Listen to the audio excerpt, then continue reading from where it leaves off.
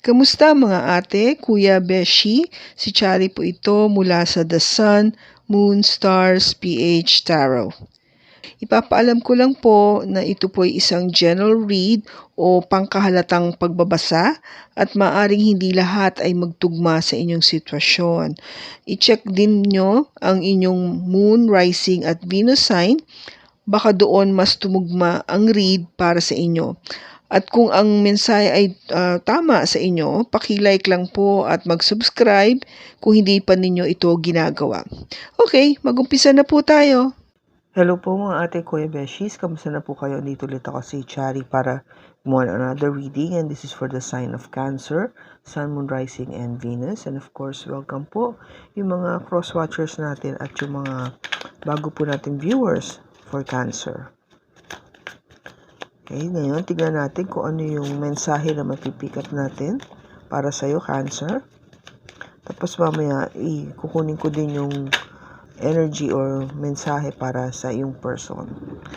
Yung nag-flip ng card is we have the Ace of Cups,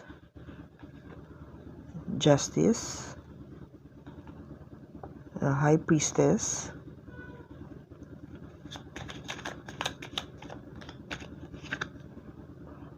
the Three of Wands, at the Ace of Swords. Bottom niya is the Two of Wands.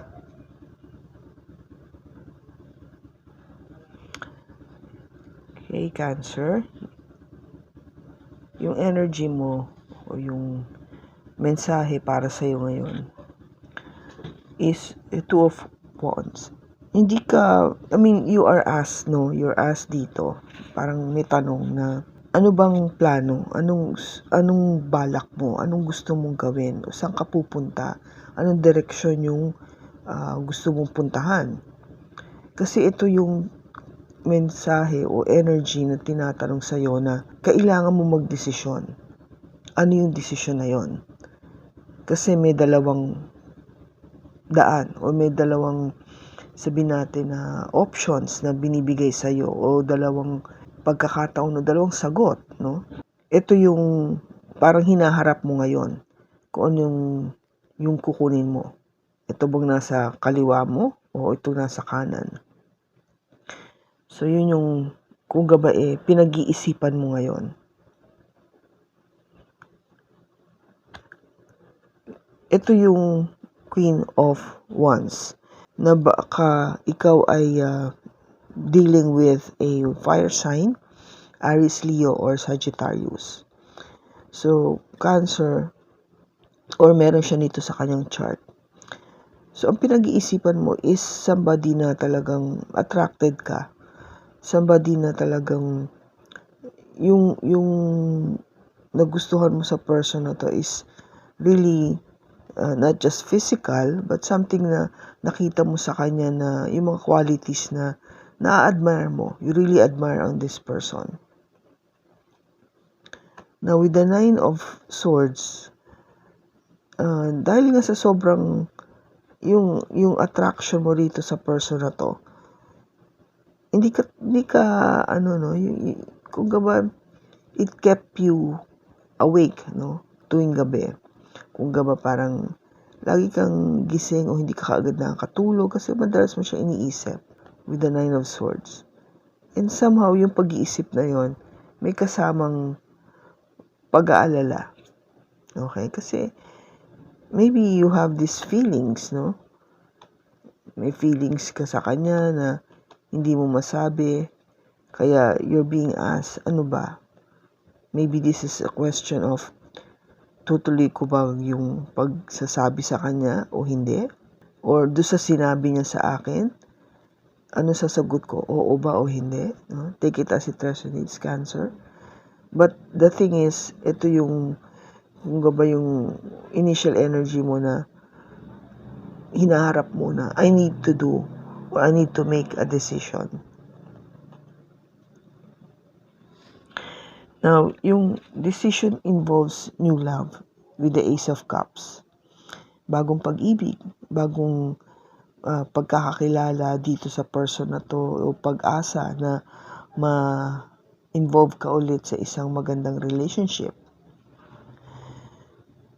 Which is very nice kasi, di ba, kung meron tayong dating relationship before na hindi naman nag-workout, this is something very promising kasi may bago, no? Bago siya at syempre pag bago nag-uumpisa pa lang kayo na makilala ang isa't isa. Kaya maraming excitement, no? You feel excited with this person, excited ka sa bagong relationship na nakita mo. And yung stage na you want to get to know this person more, andun, di ba? Di ba, pag yung bago-bago pa lang kayo talagang, hindi ka, ito yun yung idea na palagi mong iniisip. Diba? Palagi siyang nasa isip mo na hindi mo siya makalimutan. Kasi siguro, alam mo yung maganda siya o gwapo, na talagang very attractive, na na-attract ka din sa kanya. Kaya parang, wow, ano na ba? Magiging, alam mo yung, ano na kaya kami? Gano'ng katagal kaya ito tatagal? Ano kaya yung future namin dalawa? So, nagpe-play around na yung isipan mo with this person. And kasi with the Justice card dito, this is an energy coming from a Libra, you want something na talagang maging balance, no? Pagdating sa relationship na to. Then, you're hoping na itong bagong love na to would bring you that balance na kailangan mo. Kung hindi mo man nakuha to sa dati na relationship, this time, you wanted it really to work out, no? Yung mag-work out yung magiging partnership nyo. And you are being advised to use your gut feel o yung intuition pagdating dito sa relationship. Kung meron ka mang mga bagay na, things na you need to look into or study. Kasi ang energy nito is to just be silent about it. No? Tahimik ka lang. Mag-observe ka. This is an energy coming from Pisces, Cancer. So, lahat naman tayo may intuition. But you are given also that power, Cancer, na observe ka lang. Tignan mo lang kung anong mangyayari. Kasi this is one of your concern, kung anong mangyayari sa future. So you just, be quiet, be observant, and sarili mo muna lahat nung nararamdaman mo o nakikita mo dito sa relationship at saka sa person mo. Kasi sa totoo lang, matagal mo nang iniintay itong new love na to, itong opportunity na to be involved with somebody na talagang matindi, no? Matindi yung nararamdaman mo feelings towards this person. And that is the truth, no? I mean, with the Ace of Swords dito,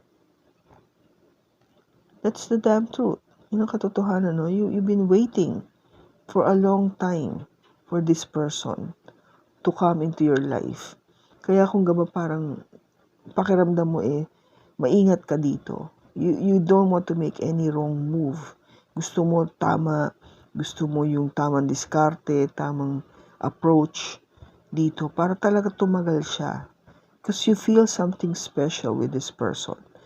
Yung initial attraction mo sa kanya, talagang wow, alam mo yung matindi. Which is, hindi mo naman na-feel sa iba na naging previous relationships mo. Oh, there is an attraction, but not the same as this one. This one is truly special, no? Itong person that you're dealing with, this Queen of Wands, talagang kung meron tong something special sa kanya na bakit of all the people that you have met, and this one really sticks in your mind and in your heart, no? Kaya talagang pinag-iisipan mo, no? Pinag-iisipan mo mabuti. So, let's clarify. Actually, what is it to clarify? Kasi maganda yung cards, no? Let me see. Bakit andito yung High Priestess?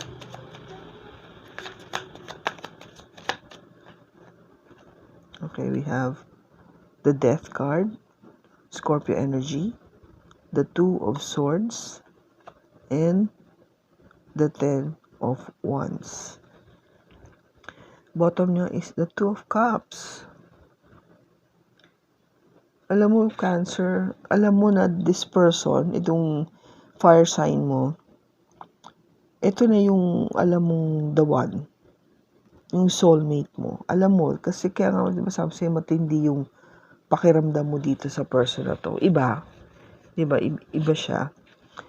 Kasi nga, kung meron ka nararamdaman ditong something really deep and kaiba-iba, this is, parang it gave you something to, parang, yung kung before yung mga relationships mo sabihin natin na hindi okay, kasi definitely kung meron kang past, it all ended, nakalimutan mo lahat, you forgot it, kasi with the Death card, everything seems to have ended and stopped, and wala, nakalimutan mo na yung na yon, yung mga dati na yon. And kung before nga kasi parang you were burdened with that, nabe-burden ka doon. Now is, ang burden mo ngayon is more of yung decision, to make that decision.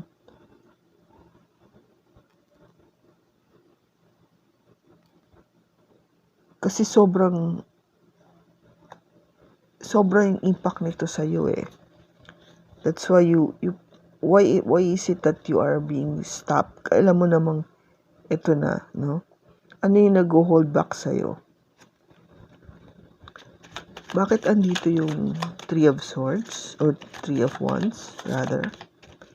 Three of Wands. We have the Six of Cups.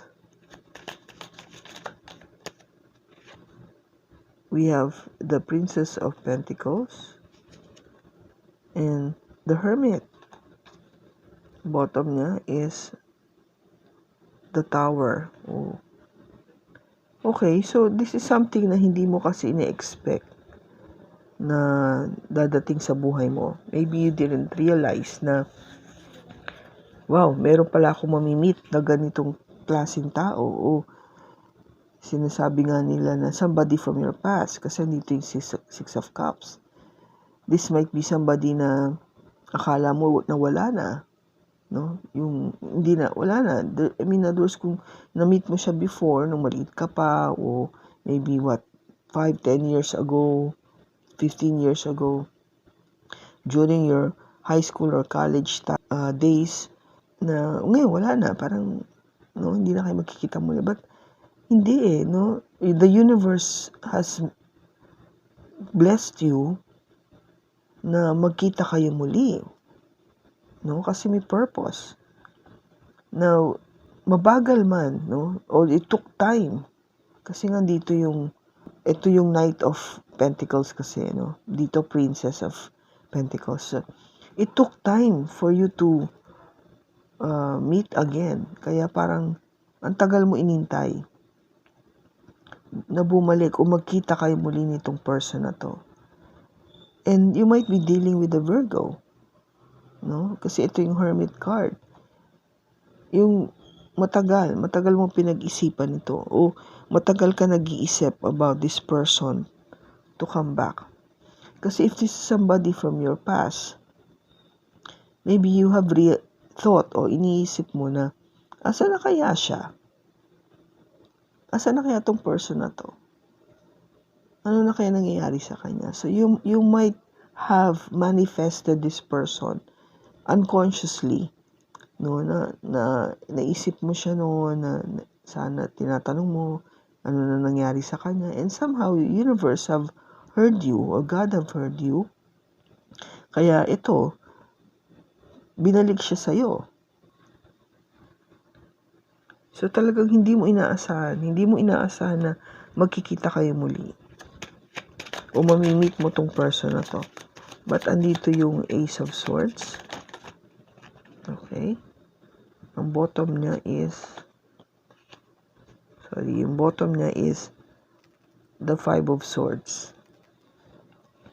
Yung jumping card natin is the Ace of Pentacles, the Temperance, and again, the Two of Wands. Medyo magulo yung isip mo no? You're having confusion or parang mga second thoughts dito.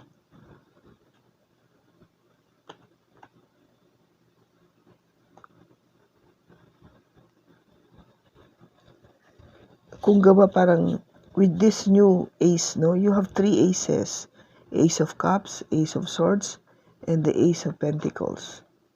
So it's really a beautiful beginning, no? Magandang umpisa to.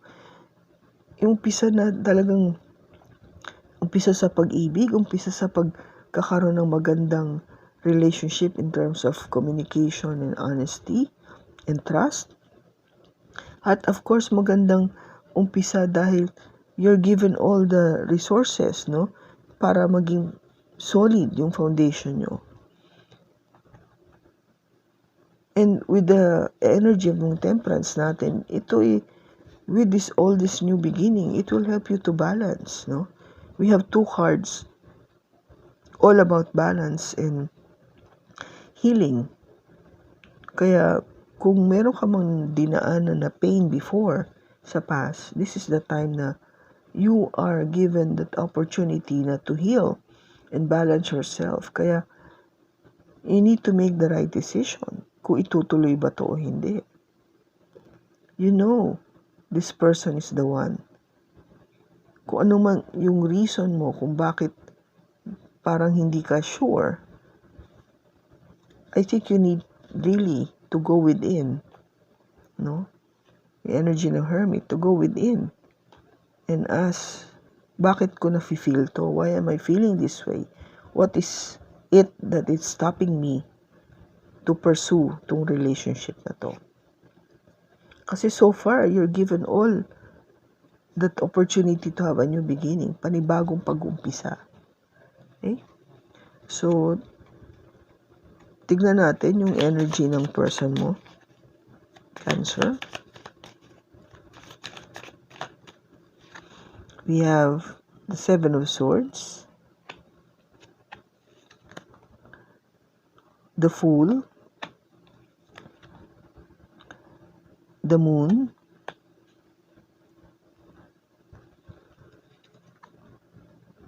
Seven of Cups, and the Queen of Pentacles. Bottom is the 7 of Swords. Okay, yung person ni Cancer, yung cross-watcher natin, yung energy mo, overall energy mo is you are very, very protective or defensive about this relationship or with Cancer. Medyo, hindi ka basta-basta bibigay o papatol. There's something na pinoprotektahan mo. Maybe it's your heart, no? Yung pag-ibig mo. It could be na, kasi nga, with the Death card, this is an energy coming from a Scorpio, baka something has brought you to, end, matapos yung isang relationship na nagdulot sa'yo ng maraming pain at saka humihingi ng pagbabago or transformation. Kasi with the World card, again, another ending. Pero yung ending na to is asking you na huwag mong tapusin ng tapos na tapos. Tapusin mo lang yung nangyari sa'yo sa past. Kasi ang kasunod nito is panibagong pag-uumpisa. That is why Cancer was given all the new aces, no? Yung bagong pag-uumpisa, crosswatcher. Kasi with Cancer, mararamdaman mo yung new cycle na yon. Okay? Para hindi ka na nga maging defensive or protective. Bakit? Kasi in the past, no? yung energy ng Seven of Swords, your past relationship, baka may mga, sabihin natin, ex ka na niloko ka, dinaya ka, nagsinungaling sa'yo, may tinago, may ninakaw, may kinubli. Okay? Yun yung mga possible things na ginawa nitong person na to. Merong masamang gawain, no? Which is, it could be something very addictive na hindi niya maalis-alis. So, dahil doon, nadala ka, no? And because of that, yung pakiramdam mo na nag-took risk ako dito sa person na to, but somehow, it didn't pay off. No, it didn't pay off kasi ang naramdaman ko lang is magulo, no? Marami akong bagay pala na hindi ko alam o kilala, hindi ko pa kilala dito sa person na to. Kasi parang bigla ko lang siyang inano eh. Parang alam mo yung biglaan na, sige, kinonsider ko siya agad without really knowing or trying to have given the time to know this person. Kaya ang nangyari, ayan, marami akong hindi alam. Marami palang sikreto o maraming itinago sa akin na baka hindi ko pa nga na-discover up to this point. Kaya kung ano man yun, parang I was given that opportunity na to look at things, no? Na meron pa akong ibang pwedeng tignan o ipagtaunan ng aking love and attention.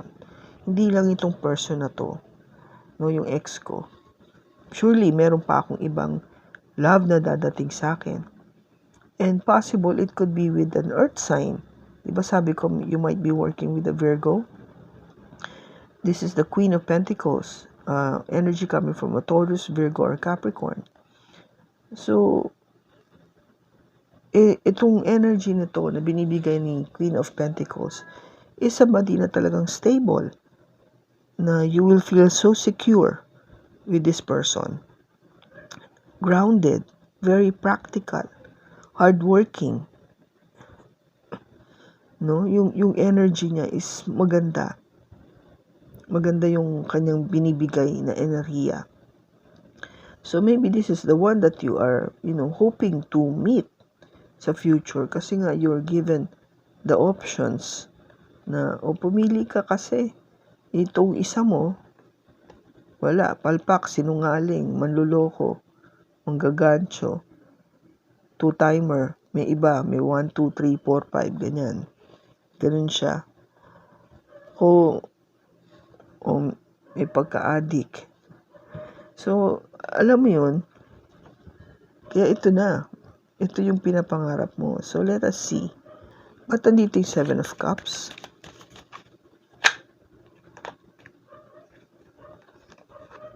We have 4. Bottom niya is the 3 of Swords. Ang lumabas dito is the Magician, the 5 of Pentacles, the 2 of Pentacles, and the Queen of Wands. Okay? Now, syempre, ayaw mo masaktan, no? You don't want any heartache. Kaya pag with the other options, you're hoping na hindi ka mabigyan ng additional heartache kasi nagkaroon ka na ng heartache dito sa ex mo.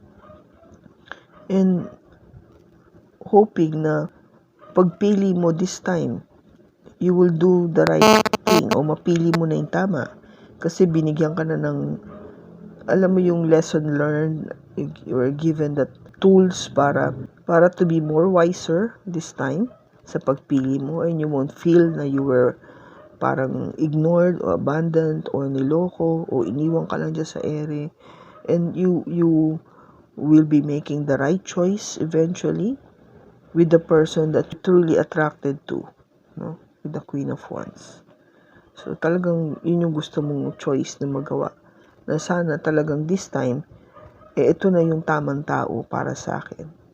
So, kung bakit nagkakaroon ng alinlangan to si Cancer is maybe because nga yung pinagdaanan din ng person mo na hindi naging madali kasi naloko siya o nagkaroon talaga siya ng sakit sa damdamin, heartache. Yun ang naidulot sa kanya ng past relationship. Kaya medyo defensive siya. Kung gaba parang hindi siya madaling ma-pursue o hindi siya madaling mapa-oo, mapaniwala o mapabilib o things like that. Kaya kung gaba ikaw, alam mo na siya na yung person talaga. But hindi tong person mo is really very cautious about how to deal with a relationship now kasi nga sa nangyari before. But ikaw, Cancer, you are given all the signs of a new beginning with these 3 aces. Kaya kung gaba parang itong new beginning na to is yung sign na you let your person know na ito yun, ako yung new beginning para sa buhay mo. Okay? So, it's really just how you approach this person, this person. Kasi ang energy niya is meron siyang fire and meron siyang earth sa kanyang chart. So, fire, alam mo na, fire needs a lot of excitement. Yung tipong kung ikaw yung nanliligaw sa sitwasyon na to, talagang gusto niya yung bigay mo yung attention na yon, no? Let this person feel na ganun siya ka-importante. Ganun ka-attracted sa kanya. And of course, with the energy of the Queen of Pentacles, pakita mo na stable ka, no?